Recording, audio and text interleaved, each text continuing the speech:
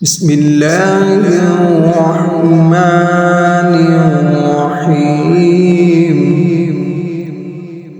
لإيلاف قريش إيلافهم رحلة الشتاء والصيف